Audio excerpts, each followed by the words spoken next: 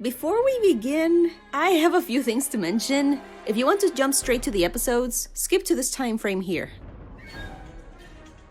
First and foremost, I give heavy props to Chimichangas Eddie, a fellow Villainous fan, for working incredibly hard to unveil as much information on this show as possible with what's available. Muchísimas gracias, Eddie, por todo tu trabajo. Eres increíblemente genial. Y Black Hot siempre será tu juzgando.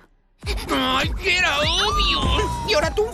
This show is becoming more and more of a rabbit hole where Alice got dunked into a pool of tar or something. I'm finding more info than expected, and this originally 7-page script of me talking about just the 6 episodes of season 1 of Villainous has grown into an in-show conspiracy theory that even Alex Hirsch would wet his pants over. And that's not just a metaphor. There's blog posts, there's books, there's bloody hidden pages and random websites that, if you press a certain sequence correctly, you'll be taken into a hidden page with even more information where some of those pages are hidden away behind password protection. There's in-show cults, in-show equivalent to Jehovah's Witnesses but with black hat. And why are we all concerned over bleeping Aldo Maldonado? What does he even have to do with all of this? It's almost psychotic how Alan Ituriel and his team are flooding the lore gates over a cartoon show focusing on villains that even Gravity Falls could never do back in the day. I blame it on the House of Mouse.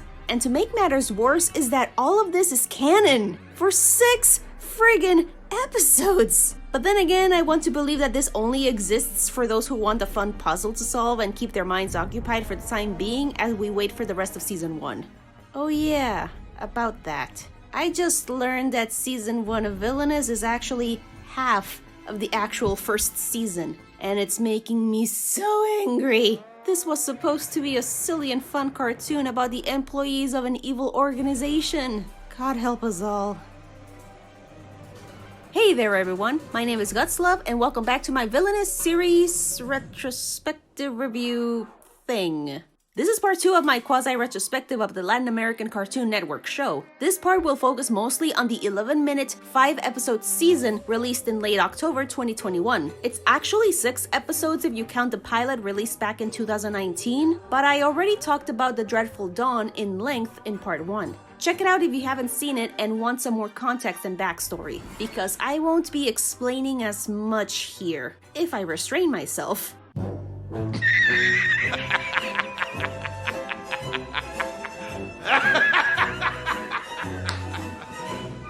You serious?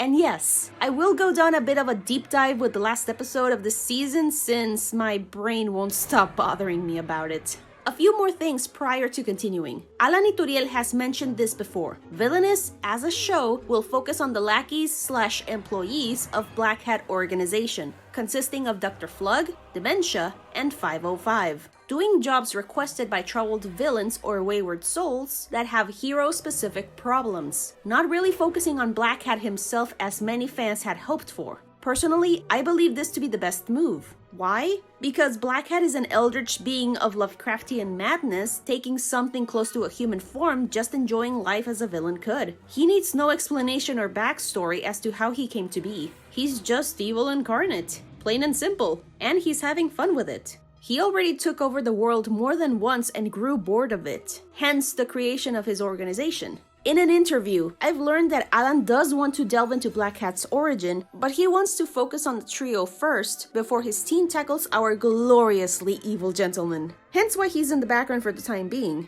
Why doesn't Black Hat want to keep the world conquered under his thumb? He wants a challenge. And if there's no challenge, he won't even bother. Makes sense with a particular episode we'll delve in soon enough. As I was writing the script, Season 2B of The Owl House hadn't really released yet, so this is a little bit outdated. I originally wanted to use the Owl House as a brief example in this area over how many people are begging for Dana Terrace to show us Emperor Bellows' backstory because they got the hots for him and also white favoritism. The same going for people who ship Luz with Hunter or Amity with Hunter and even who Hunter is, focusing a bit more on him than other characters like Willow and Gus. All of this was thrown out the window thanks to Disney CEO being a homophobe and ending the show prematurely. So Dana and her crew pretty much had to put everything on speed in order to finish their story. This is what we get thanks to homophobes. we can't have nice things. Prior to season 1 of Villainous releasing, there was a blog spot created in March 2021 under the title Creepy Charlie, where a young woman is investigating certain creepy stuff, hence the name. She writes about her summer trip around Atreno, post Dreadful Dawn, and talks about the other creepy and spooky stuff she either stumbled upon or is consciously searching for, as if it were a creepypasta SCP situation. Only a couple of posts have teasers on what would later appear in the show. I was unaware of this blog post until Chimichangas Eddie made a video about it. It's insane. I'll be mentioning these teases when we get to the first episode. As of February 2022, 2 books came out. One of them delves more into the lore of the animated series, including information on certain characters that couldn't be put in the show due to the format and time constraints. Alan has confirmed that the books are canon and a third one is on the way, which has now been officially shown to be The Inoffensive Book of Black Hat Volume 1, which will release in June 2022. I won't be analyzing the books in too much detail in this video. There's other channels that do that already, like Chimichangas Eddie, but unfortunately the ones I've seen are from fellow Spanish speakers, so it'll be difficult for anyone who doesn't speak the language. I'll still do my best, but yeah, take it with a grain of salt. While doing the research for this part of the retrospective, I found some important information. Or just obvious stuff, you decide. The show was planned to have English lip syncing so it could be dubbed over later, like how they did with the Dreadful Dawn. But due to the global panini, AI Animation Studios switched to Latino-Spanish lip syncing in order to speed up production of the episodes, which explains as to why certain episodes switch in a lip sync, or just stick with one language. Could this be a sign that maybe the show will get an English dub in the future? Who knows? Alan wants the show to be available in other countries, but it's all up to Time Warner's higher-ups at this point. Speaking of Time Warner, throughout the series, there's cameos of various characters of Cartoon Network's library of animated content, ranging from the Powerpuff Girls, Samurai Jack, Regular Show, and even Evil con Carne, if anyone even remembers that show. It's a fun little Easter egg hunt for longtime Cartoon Network fans from the 90s onward. Just in case if you're wondering why you're seeing Frankie being put to court, or why Johnny Bravo is checking out the heroine Gilo in the background. Both in the show and the villain analysis videos, Alan did his best to respectfully portray the characters, and in some instances, the original creators helped in the writing. Talk about lucky. Now, with all of that out of the way, now we tackle the episodes. Spoiler warnings inbound. This show has been out since Halloween. Either learn Spanish or look for fan subs. On to Villainous! Episode 1, or technically Episode 2, BOO-Lldozing, involves the ghosts of little kids and or spirits overall facing the imminent demolition of their home by the hero Bulldozer, who claims to be fearless. After wrapping up a capture and deliver mission involving the hero Ringworm, the trio of not really bumbling idiots are tasked to figure out what makes Bulldozer scared and take advantage of it to get rid of him. This episode is pretty much a callback to spooky ghosts, Scooby-Doo, and old decrepit houses in cartoons, with a talking hedge that scares unwanted guests off their property. Even the house itself is alive and uses nearby trees as limbs, similar to the movie Monster House. The kids at the beginning of the episode are obvious references of Fred, Velma, and Shaggy as meddling kids vandalizing the house. Plot A involves Dr. Flug trying to figure out Bulldozer's greatest fear in order to help out the ghosts, while Plot B is with 505. Flug is scared for his precious baby's safety in this very spooky setting and holds him off from this mission. But the big plush bear just wants to help out his papa after dementia deemed his participation in missions pointless. It's a bit funny seeing Flug scared of 505's safety when he's the one freaking out the moment he steps foot in the house. Ever since the 3-part Black Hat Halloween challenge videos, Flug has shown that he's not all that comfortable in scary situations, with the obvious Blair Witch spoof in the challenge, and with a haunted house with ghosts in this episode. We do get a brief backstory of why the house exists, short and sweet and straight to the point, along with Haunted Mansion-styled paintings. No need for how the kids died, how the house became sentient, just a fun episode involving the creepy and kooky, no mystery, just spooky. And dementia just getting lost in the house. Referencing that one room with the doors was great. Altogether ooky. A small Easter egg going with the door that leads to anywhere. The first bit of footage is from the 1968 Mexican horror film La Puerta y la Mujer del Carnicero, or The Door and the Woman of the Butcher in English. This film holds a very meaningful place in Alan's heart, being the first Mexican horror film he saw in his youth thanks to his grandfather. I really like it when creators add things like this. In early June 2021, Creepy Charlie mentioned the hero wingworm statue in the city of New Regency. I hope I'm pronouncing that right. The area where the statue is located was originally a small town with a vast forest full of man-eating orcs, which explains why the trio delivered him to said orcs. No otra vez. Another post had a box purchased from the black web with photographs of the ghost children, Mother Poltergeist, who was already shown in the Q&A video, and BOO-Lldozer's backside, along with a small audio cassette with a few voice lines of the kids. Ah, no, hola, güey. Hola, no manches, güey. Esta noche no voy a dormir. All of this gives off vibes from the horror film VHS. Whoa, let's keep it PG. It really adds to the spook factor for what's supposed to be an animated show for all audiences. I won't spoil BOO-Lldozer's fear. You'll have to figure that out by watching the episode. I kind of forgot to add this in the video, so this is post-production.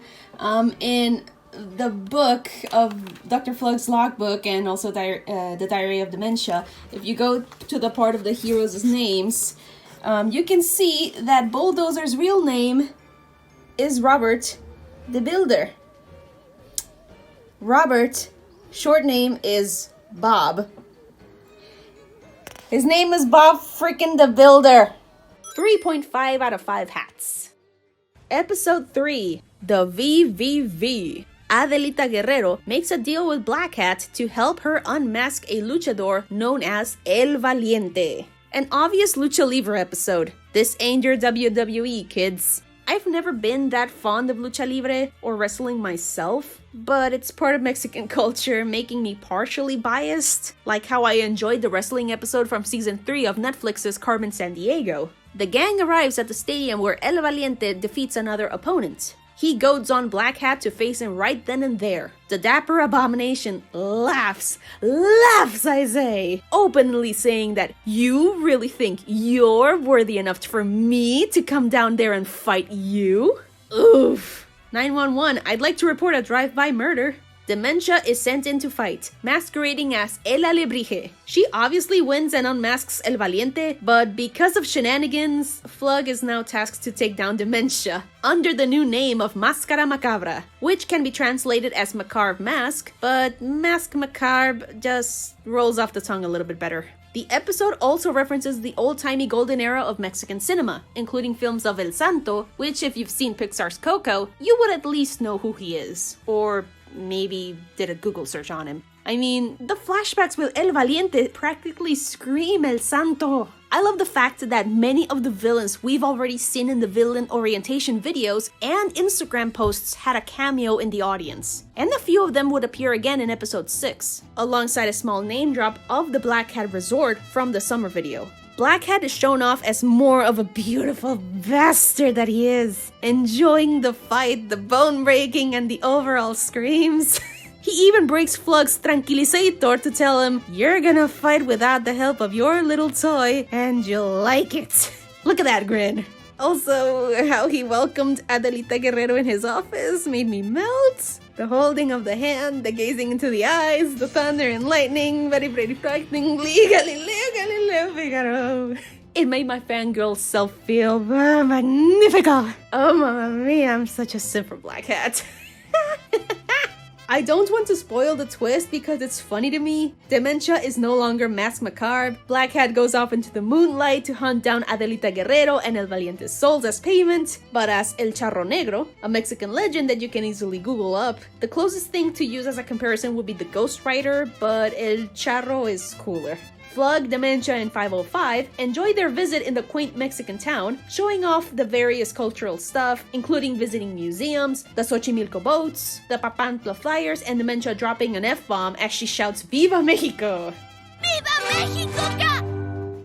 Also, that little jab at how 505 sounds like a YouTuber in the end credits had me in stitches. ¿Qué estás diciendo? ¡Eres un oso! ¡Deja de hablar como youtuber! It's all in the delivery and it caught me so off guard. 3.5 out of 5 hats.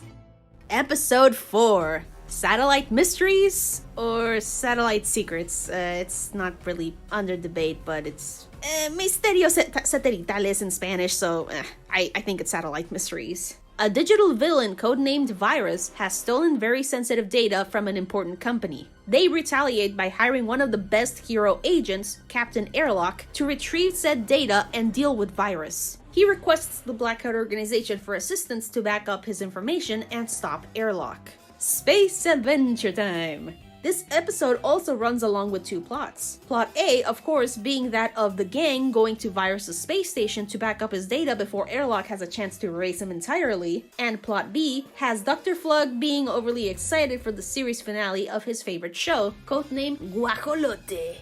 ¡No, sin spoilers! ¿Qué clase de comercial es ese?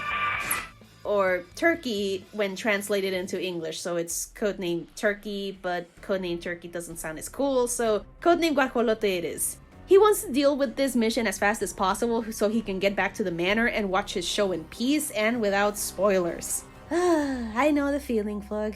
Commander Airlock has obvious Ripley energy, but because of me being a nerd, I couldn't help but also see some hints of Samus Aran and Commander Femshep. Reason 1 being space, reason 2 being armor with a fuck you gun, and reason 3 with her being commander and soldier. Her last name is Weaver, like Sigourney Weaver, just FYI. Only difference is that Airlock has her patience tested by the 3 villains. Mostly dementia since she just xenomorphs her way through the vents and pulls a Pennywise against the glass. Liking how her prey always runs. And I can't really talk about this episode without the little moments with Black Hat watching TV and screwing around with the programming. Like making the son in the Teletubbies ripoff have laser eyes and burn everything. And aiding a female protagonist of a telenovela choosing her love interest by fusing them together.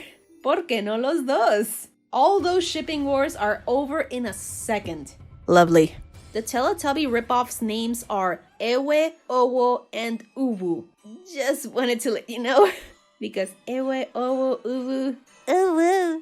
On February 13th, 2022, Creepy Charlie posted something right up the Creepypasta Valley regarding a lost episode transmission of the Wee Weenies. You know, kind of like the unaired SpongeBob Creepypasta episode. You all know the creepypasta with all the creepy imagery and everything. The TLDR version of this creepypasta is of the Wee Weenies being all creepy, a shot of what seems to be the surface of the sun or some unknown star, where you can see faces in the solar flares, very close to Gaigas from Earthbound, ending with the phrase Gloria eterna para su terrible majestad, eternal glory for his terrible majesty. They better be talking about my husband. Eterna gloria para mi horroroso esposo.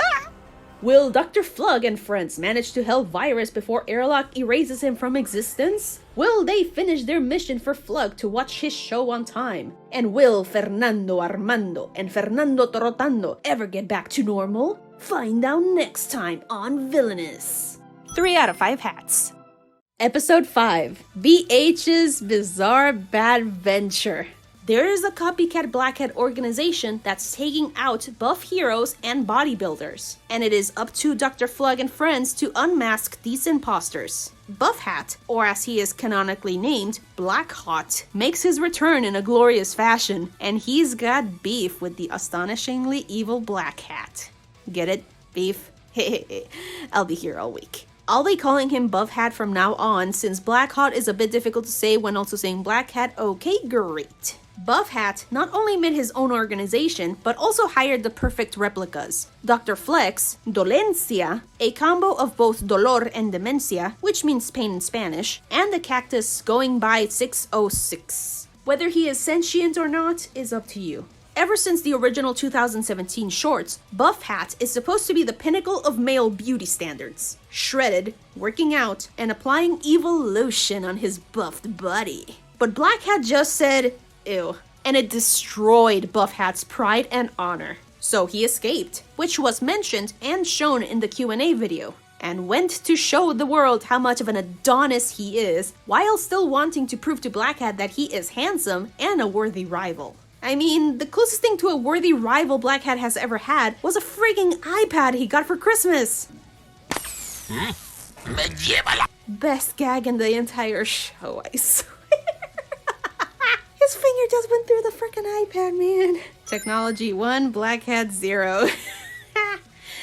Oh god. Aside from the obvious Rocky Balboa hero, there's 3 JoJo references in this episode. The first being the title, the second one being the ominous kanji graffiti, and the other being the manga page with Dio and Jotaro literally being ripped off the page and animated on screen, which I was a bit disappointed when it didn't appear in the anime when I watched part 3.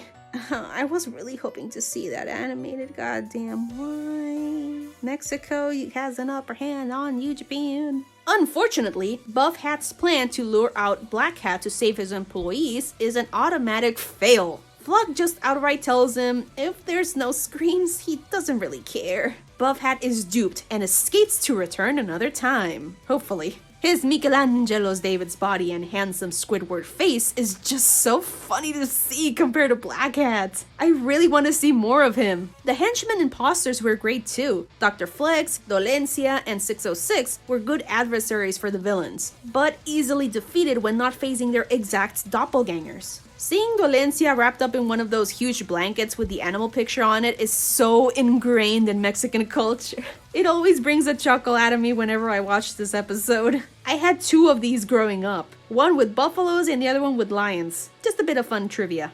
3 out of 5 hats.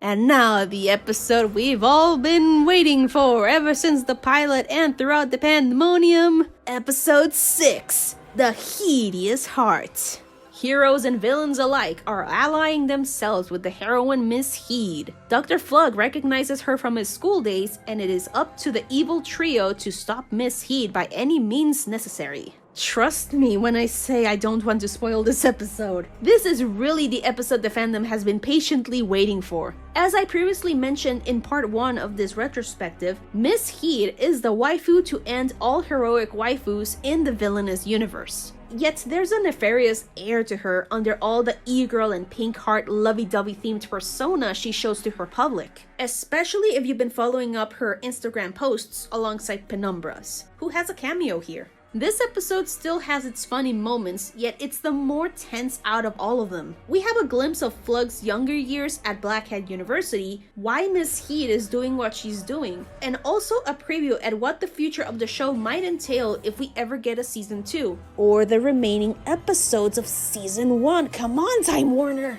The villain's Dark Phantom and his lackey Ghoul are being chased by Miss Heed and her loyal followers. Having no other choice, they try to contact the organization for help. Ghoul manages to reach Blackhead Manor and specifically asks Dr. Flug for help with the heroine, telling the doctor how anyone who fights her ends up adoring her without question. The villainous trio sneak into the now pinkified Atreno City, only to be ambushed. Flug tries to take on Miss Heed, only to be put under her spell and force 505 and Dementia to retreat and think up a battle plan to rescue him. Miss Heed sought out Flug to complete the formula for her emotion manipulation concoction that's in her designer perfume that will soon be distributed to the public, which was heavily promoted in the Instagram posts and seen in the background of a couple of episodes. Her plan is to sell her perfume and create a larger horde of followers, which would eventually have the hero Goldheart notice her and love her.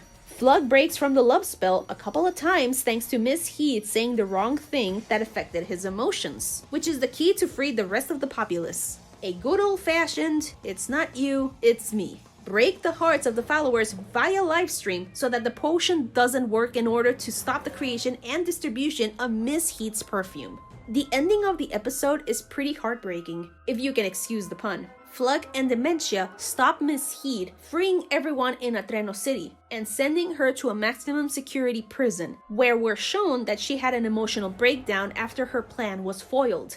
Flug visits her to get information on Goldheart, whose plan is to end villainy forever. Miss Heed claims that Goldheart's followers will do anything to achieve that goal. Flug leaves her to be taken care of and hopefully learn to love herself, which is easier said than done. She craves attention and love, but now that she's cracked, that therapy will take a bit of time. In the credits, we get Flug's full name dropped and Goldheart watching said news of Miss Heed's incarceration, looking disappointed that Flug did a horrible thing rather than worrying about Miss Heed. This is going to break her poor little heart. Small analysis time. This little cliffhanger left me shook. I love how the show and even the Instagram posts led to this revelation. I already knew Miss Heed had nefarious intentions. The clues were all there. It was the intent of the creators to show that not all was as it seemed with the heartthrob of a heroine. Miss Heed was a villain from the start. She attended Blackhead University and was Flug's former classmate. If we can take this information from his picture flashback, she pretended to be his friend, stole his thesis of manipulating emotions, all for her own selfish goal of being closer to Goldheart Senpai after being smitten by him, disguising her villainy under heroism as she uses said thesis to indoctrinate and control heroes and villains, becoming her horde of followers while also gaining popularity, all so that she can get closer to Goldheart Senpai, Flug's adversary.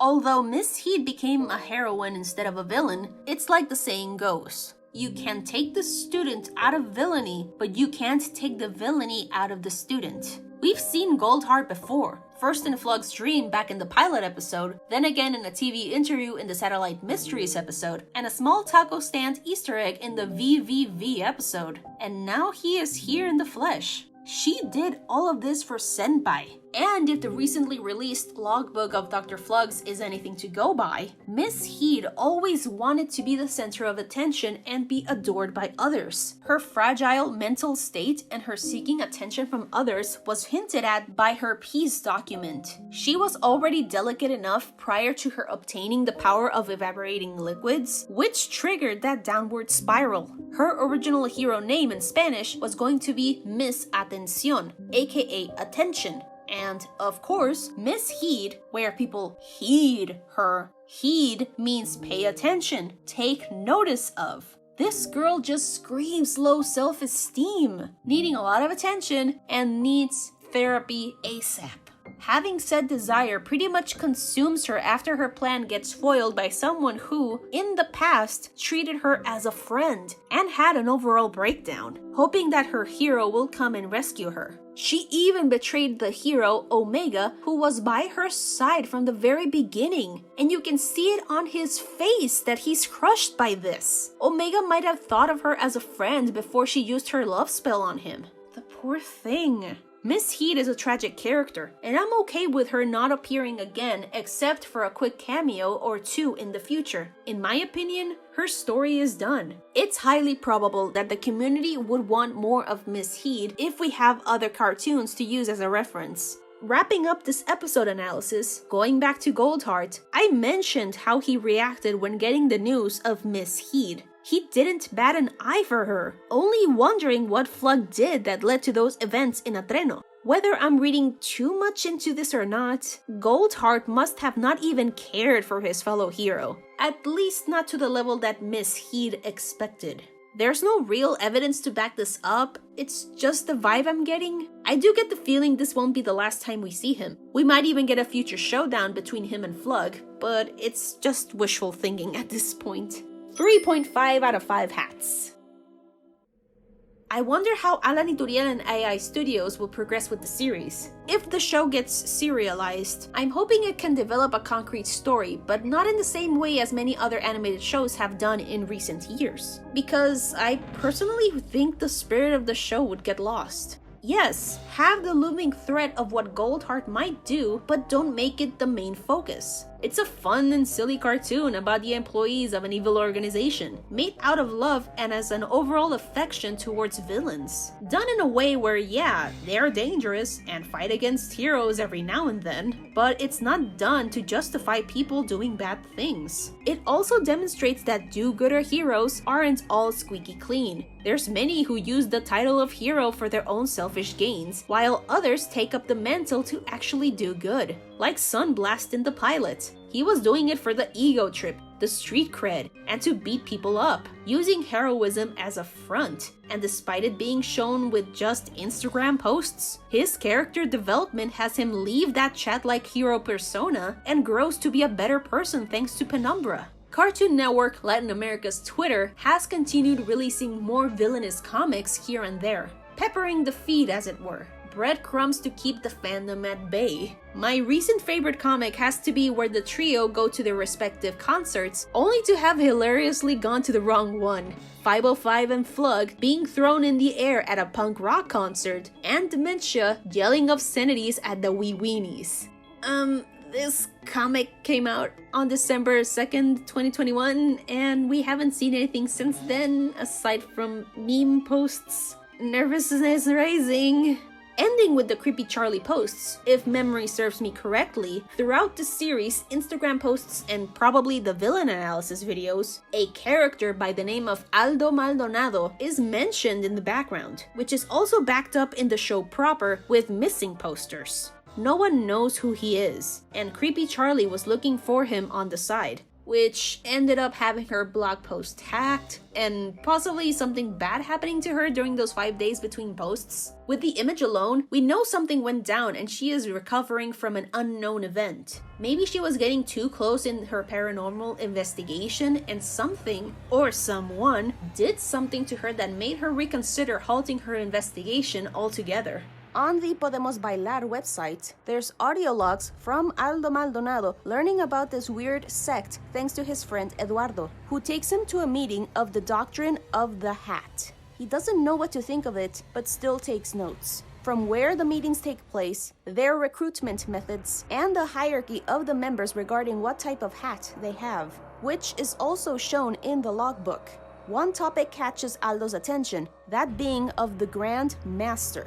He can't help but feel like something sinister is going on and swears again and again that this will be the last time he goes to a meeting, yet still goes to feed his morbid curiosity. There's even a moment where he feels like there's a shadowy presence with him, kind of like those shadow men we see in the corner of our eyes, to the point of having an episode where the shadowy figure walks up to him but vanishes in the nick of time as Aldo got distracted. Sonó el teléfono, me distraje y de repente desapareció. ¿Se esfumó? Cuando contesté era Eduardo. Me dijo que fuera al lugar de la reunión.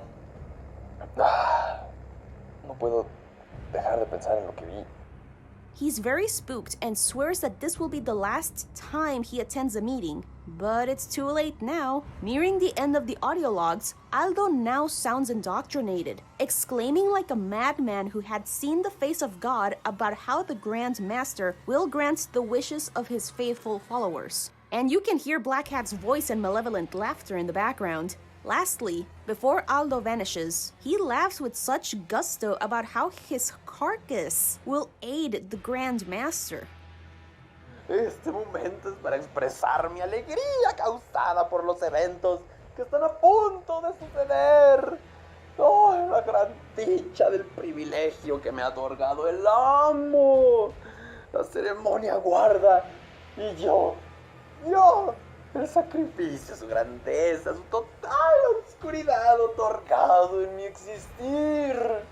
Nunca creí que siendo un miembro tan joven en la organización, el amo me escogería a mí.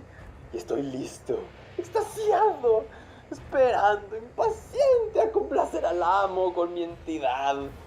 Y con esto nos otorgará dicha. No tengo palabras. La dicha, la dicha, la perfección, el honor de caer en la oscuridad. Las uñas rasgarán y las puertas que conducen al crecimiento se abren. Perfección. No puedo esperar para observar su rostro y ver mi reflejo en su visión hundida como un pozo. Tal vez la envidia sea algo que abunda en mis hermanos y hermanas por no ser ellos los elegidos para tal privilegio y momento que pasará a la dicha de las páginas del tiempo. Pero no me importa. Todo lo que me importa es que el amo obtenga mi carcasa. que obtenga mi humilde ofrenda y a cambio otorgue la riqueza, la dicha, el éxtasis. El ritual de inicio. ¿Ya lo escuchan?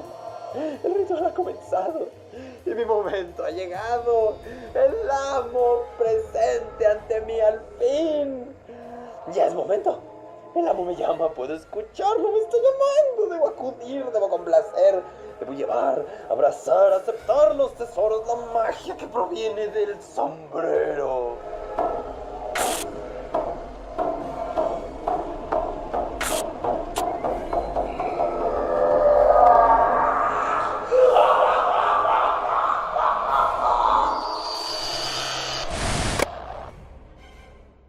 And to make things even creepier, Aldo's voice can be heard alongside Black Hat's in one of the Halloween challenge videos in the beginning, but only for a few seconds. Bienvenidas desafortunadas desdichas a otro juego de miedo y desesperación. Many fans theorize that maybe Aldo Maldonado's body is possessed by Black Hat. Since he is an eldritch being of evil and darkness, maybe he couldn't form a body in reality? Kind of like the Dunwich Horror, where Wilbur Whately's brother couldn't exist in reality due to being half Yogg-Sothoth. Going back to Aldo Maldonado's boarding pass from Singapore to Mexico, you can see a QR code that, unfortunately, doesn't work at the moment if you try to scan it. But because this is the internet, the audio has been saved. It's just creepy cults chanting, like they do. They're just chanting Usa el sombrero, aka wear the hat. This is much more elaborate than the ones on his show.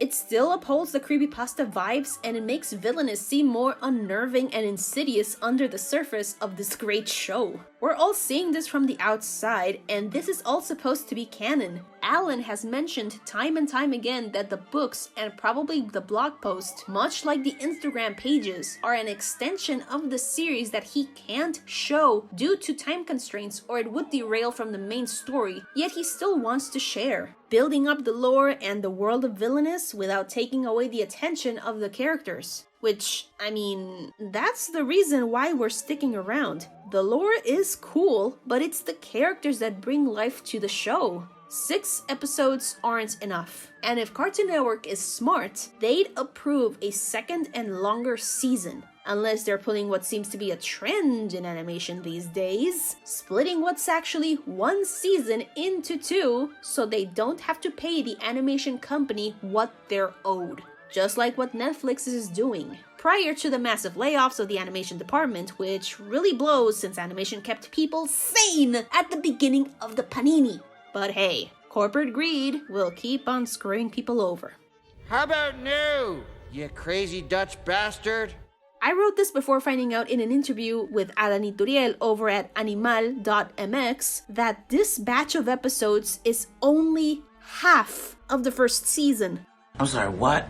Unfortunately, it is not up to him when the rest of the season gets released. Cartoon Network has that power. Seriously, what is up with studios doing this? And more so nowadays. Using Voltron as an example, Netflix did it by cutting up one season and splitting it into 2. It's highly possible they did this to Carmen Sandiego as well prior to its ending. But it is 100% true with the Cuphead show. Netflix is doing it so they don't pay the animation company what's owed to them. It may be possible for Cartoon Network, but we don't know if it'll be bundled with the first half of the season and call it something along the lines of Season 1 Part B. Similar to how a lot of folks in the Owl House fandom call the second part of Season 2 as 2B. Still, animation companies deserve better treatment for the Herculean task they undertake to create these amazing shows. Hashtag New Deal for Animation.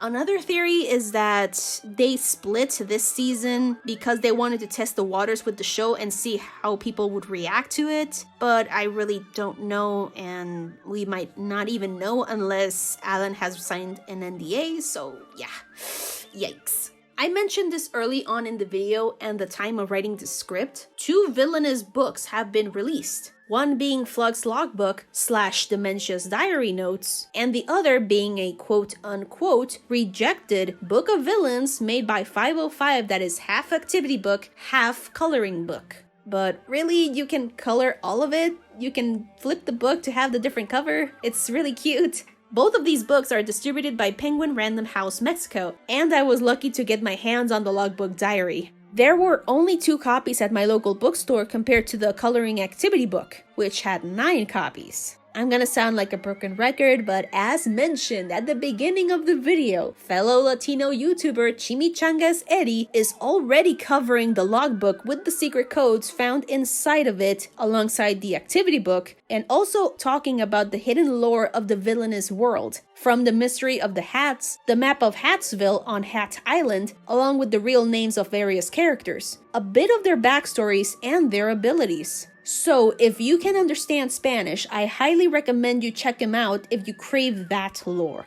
I think I remember also that the logbook was available digitally from Amazon and you can translate it into English, so maybe try that, but again, it's just if you want to.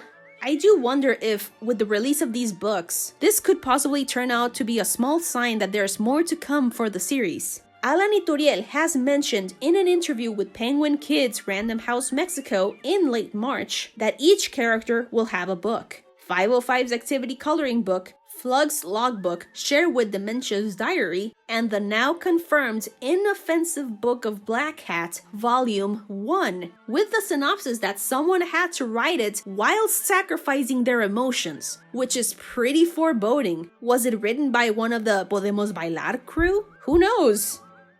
Este es un mensaje de Black Hat para el mundo. Ya sé lo que están pensando. ¿Dónde está mi video? ¿Qué pasó? Estaba aquí hace un minuto. Vale la pena ver la expresión en sus rostros. Pero la organización Black Hat regresará más fuerte y poderosa que nunca. Y entonces, cuando el internet esté contaminado de mi gloriosa maldad, entonces pregúntense si pueden bailar.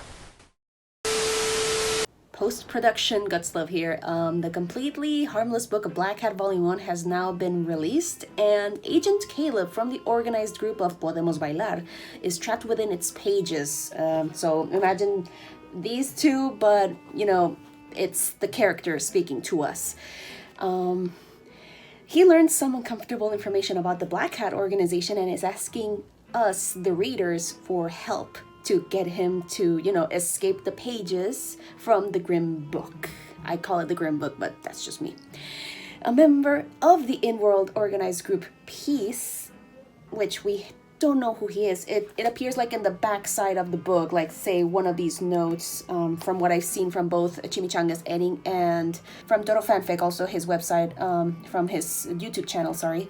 Both of them got an early look at the books. They had them a day before the official release, so it's kind of cool that they managed to show us that little bit of a nugget of detail.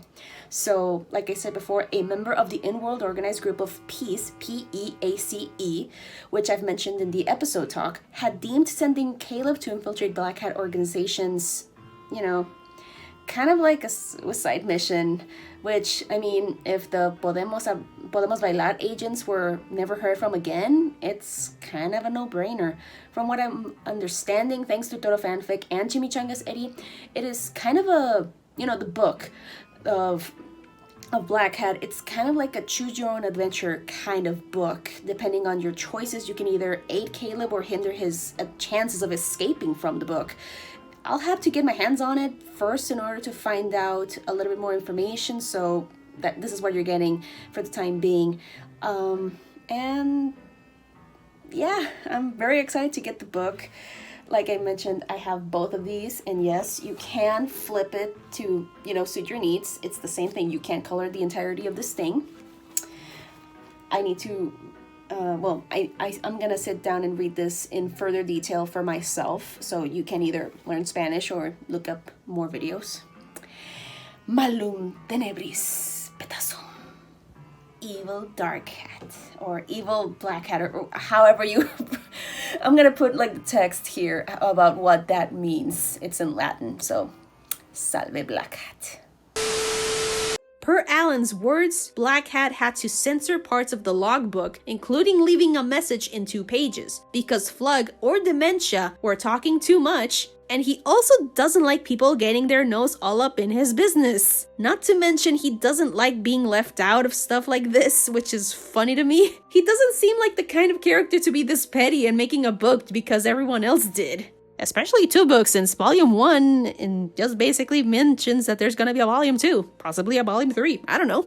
I know that there's many English speakers who want to know what's what with the series, so I really do hope this video at least helped out. The fandom alone has already done so much for them by subbing the episodes. Some jokes may have fallen on the wayside because, of course, cultural differences and inside jokes or just the slang and language barriers, which happens a lot when translating anything to another language, like with Monsters Inc. or even the Shrek movies.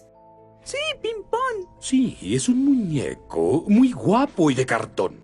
Caballo que más le trote, sí. Caballo que más le trote, no. Caballo que más le trote, le mando una burra. Certain jokes just don't work, or they change certain bits of dialogue so that they can insert a country-known joke. I'm still crossing my fingers for a possible English dub release, similar to how the Lego Monkey Kid episodes air first in China prior to the release of the English dub. As always, thank you so much for watching. I desperately want more of this series, and please support the show however you can. This has been Gutslove, and I am a Black Hat simp through and through.